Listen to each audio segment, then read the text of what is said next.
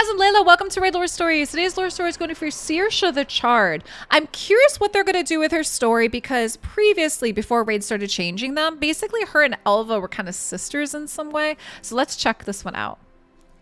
The tragedy of the Mistwood's lost heart tree has left a scar on all Sylvan beings, few more so than Searsha the Charred, the Fae once beloved as the Emerald Dryad.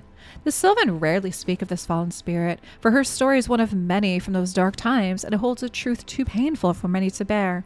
It is among the starkest tales of what was lost. The Emerald Dryad was one of the most peaceful and radiant of the Mistwood folk. A nurturer of the forest and protector of its creatures, the Dryad spent her early years playing the wind through the trees to friendly spirits in her glen. Not an evil root beneath her, she never wished harm upon a living thing and loved dearly all that was good and pure, born of the heart tree's grace. So it was all the more terrible that the Emerald Dryad was among those taken by the corruption that came to infest the ancient heart tree and spread from it. The Dryad's woodland friends wilted and died in place they had once called sanctuary, at the twisted hands of the one they had once called the fairest of the emerald trees. Never did the songs they had once shared calm her fury, nor did their dying cries move her blackened heart. Some spirits able to escape the corruption believed their lost friends had been veiled in madness, and that their true selves were dormant within their bodies, and as such they gave the Dryad's new form the name Searsha, the lady that is blind. Though her old friends hoped to restore Searsha's sanity, sorrowful parts of them wished she was truly lost and blind to her dreadful new existence. Searsha haunted her once serene glades, led by the ancient rhythm's new destructive song. She trampled the beautiful flowers and crushed the life from any creature or fae that ventured into her path. During the final battle to halt the corruption of the heart tree, Searsha's glen became a site of carnage. Searsha met Sylvan, dwarf, and Shadowkin warriors with the full fury of her warped soul. In the wider conflict, her enemies were victorious, and they set the heart tree alight. The roaring enchanted flames that spread from the sacred grove consumed her glen, as they did her body, and her agony was matched only by that of the rage and anguish in her soul at what had happened. Ablaze with the magical flames, the corruption of heart and mind evaporated, and the fire found an eternal home within her, changing her body forever. The Dryad was emerald no more. The corruption within her thus quelled, Searsha awoke from what had felt like an endless slumber in the clutches of evil. But to her horror, her violent nightmares of a blood-soaked and soot-covered grove had all been real. She gazed upon the settling ashes of the forest she had cherished so dearly.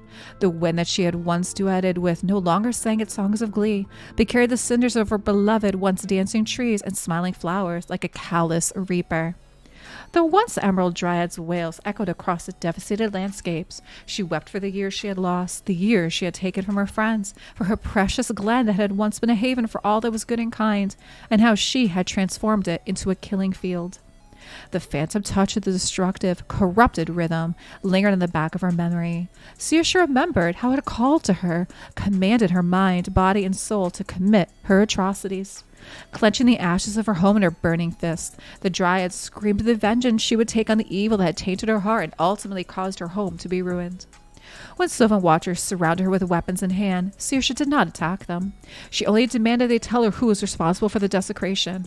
The watchers told her of Siroth and his dark schemes, and dubbed her Searsha the Charred Dryad as her flaming form vanished into the forest's depths, where she commenced her hunt.